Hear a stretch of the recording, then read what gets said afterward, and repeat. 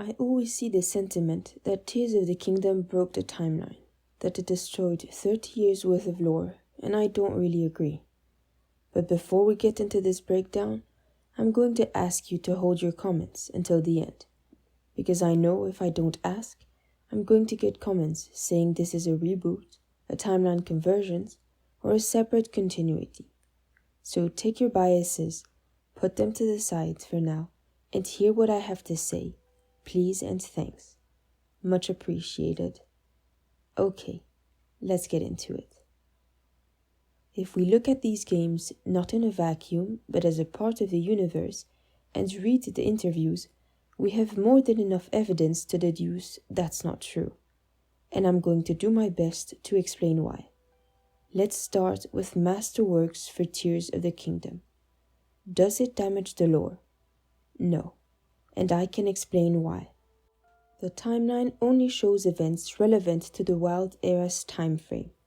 It's supposed to be read like a list of bullet points, with no amount of time actually given between events. So it goes like this.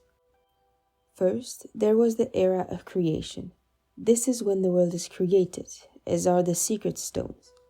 There is no mention of the Triforce, because this timeline is specifically pertaining to the Wild Games. Next, the era of the gods. This era refers to the time period where Hylia gifts the Zonai race with the secret stones and make them the guardians of the stone before they ascend to the heavens. When exactly this isn't told. After this, an era where the Zonai prosper in the sky while continuing to mine the depths. Following these events, we have Hyrule's founding.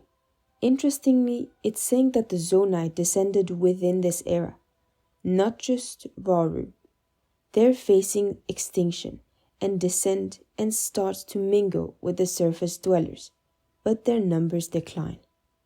So, there is a vague amount of time in between each of these bullet points. The old games are not placed on this timeline and could be anywhere. But dev interviews tell us the old games are prior to Rauru's founding, as does the part stating what Creating a Champion said, that there have been no male Gerudo leaders since the one who became the Calamity. So, no male Gerudo leaders since the founding of this kingdom. Ocarina of Time can't come after Rauru's founding. Ganondorf in Ocarina of Time is a Gerudo king. He is a Gerudo leader. This should be a red flag that this can't be the original Hyrule. In fact, the dev interviews themselves explicitly state as much. There are two together that make this clear. In one of the interviews in questions, the interviewer asks, in the timeline, Skyward Sword is the beginning and Breath of the Wild is the end. But Tears of the Kingdom shows the founding era. Could that be the beginning? And the devs respond with, the timeline isn't meant to be broken down.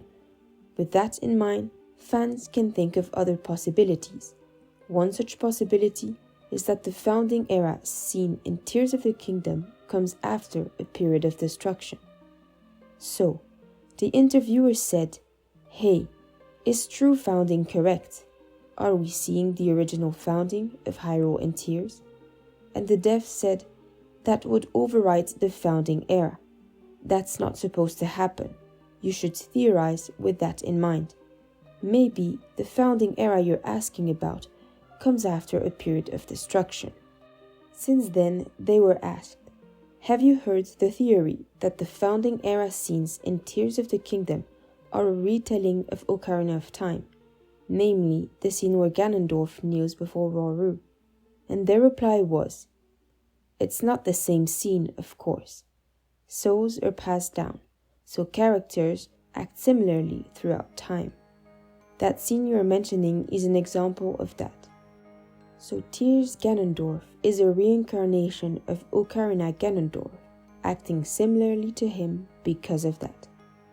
So there's the possibility that it's a refounding, which they gave while saying, don't theorize under the premise that anything overrides anything else. And there's the clarified fact that Tears Ganondorf is a reincarnation of Ocarina Ganondorf, meaning Ocarina comes before the founding era for him to reincarnate there. They've also said in many interviews that Wilde is after Ocarina, so Ocarina Ganondorf can't just be a legend based on Tears Ganondorf. Ocarina of Time did happen, and he is a distinct Ganondorf. Next, we should talk about the Zonai. Personally, I don't even think the Zonai were around until Hyrule already collapsed. Hot take, but hear me out. I think it went something like this. Creation era, where we get a new detail that the secret stones were made by the old gods and handed to Hylia.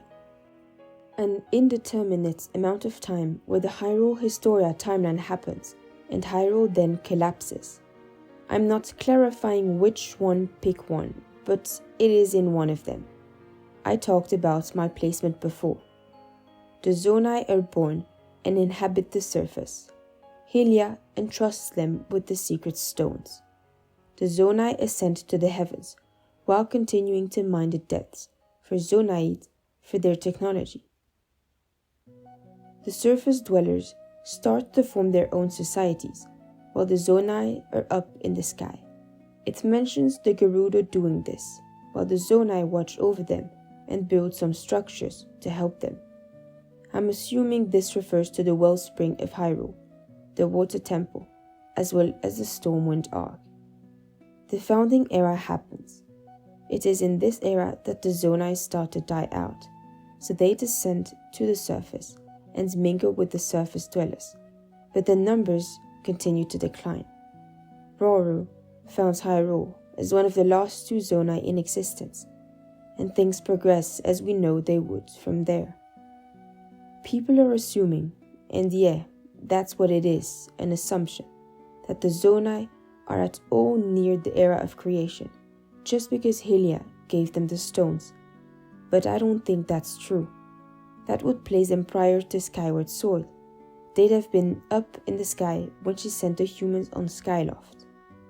I think it's more likely that she gave them this duty, in whatever way she gave the Sheikah monks of a mere 10,000 years ago their duty to use her future sight to help Lincoln Breath of the Wild. Probably by speaking through her statues, as we've seen she can do. She even asks Link to do something for her, and he does it, freeing Naira. We also see her give Link heart containers and stamina vessels, and while this is a game mechanic, it is treated as an actual blessing with the whole Naira questline, so she can give items through her statues. Maybe the stones were imparted in the same way. Either way, if you're going to argue that Hylia giving the stones to the Zonai is an issue past Skyward Sword, then the Sheikah monks should be a problem too. They have her future sight and are doing her bidding. And again, according to Tears of the Kingdom Masterworks, Ocarina Ganondorf couldn't possibly exist after Tears Ganondorf was sealed, because no Gerudo boys were made into kings after the one that became the Calamity. Same bit of lore from creating a champion, just we know it was referring to this Ganondorf now. Plus, since the Calamity always comes from under Hyrule Castle at the very least, somewhere in central Hyrule, Ocarina Ganondorf couldn't be a Calamity either, because he was born in the Gerudo Desert like the rest of his people.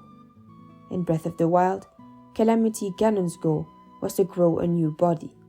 That's why it was in an incubating sac, and that's why he had a sort of human doll face when you fight him.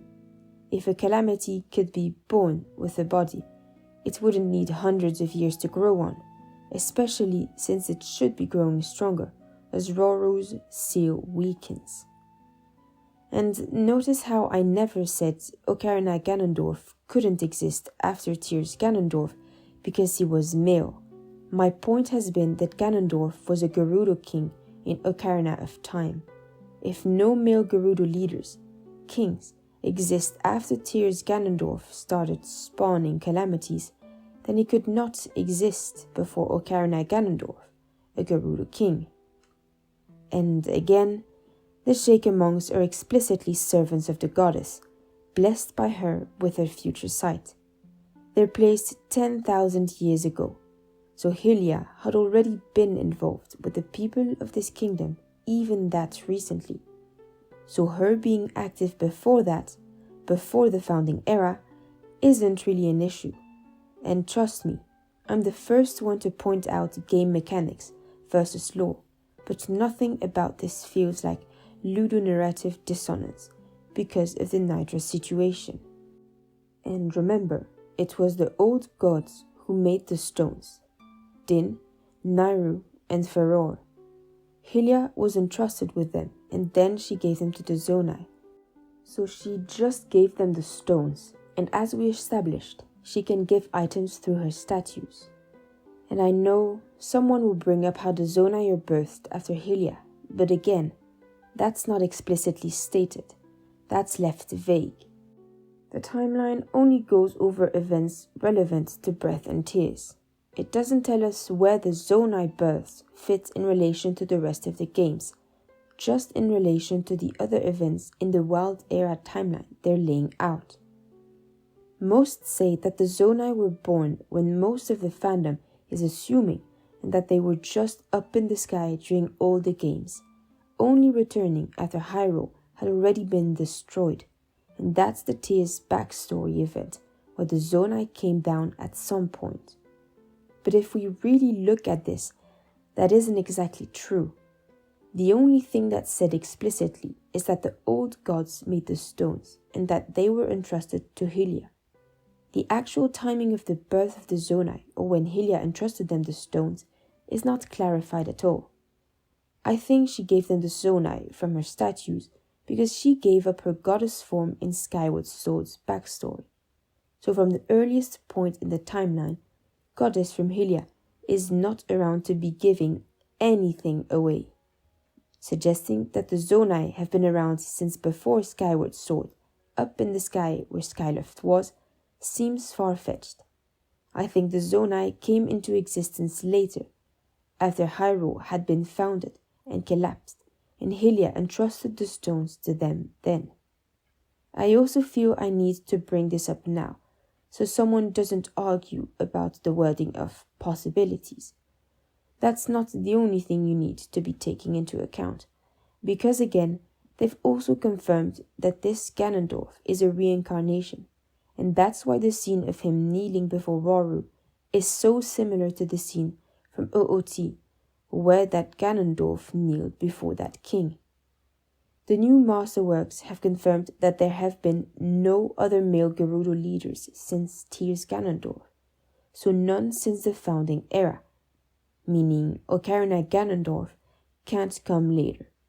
So, explain how this could possibly be anything other than a refounding when they told us that nothing is supposed to be broken down. Tears doesn't overwrite anything.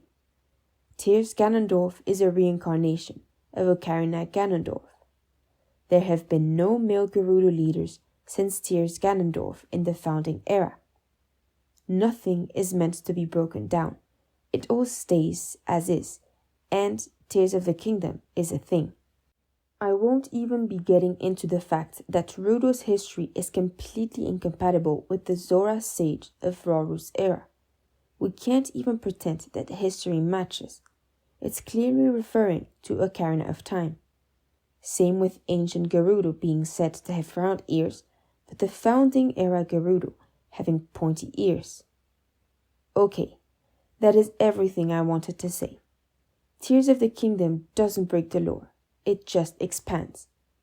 I hope I was able to change your mind, or at the very least encourage you to engage with the media in more meaningful ways than just throwing up your arms and calling everything a reboot or retcons. Sometimes the answers aren't simple. That's what makes it fun.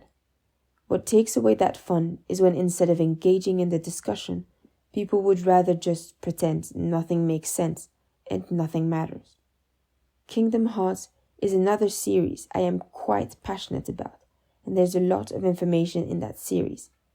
But having a lot of information to digest doesn't mean the information doesn't make sense. Thanks for watching.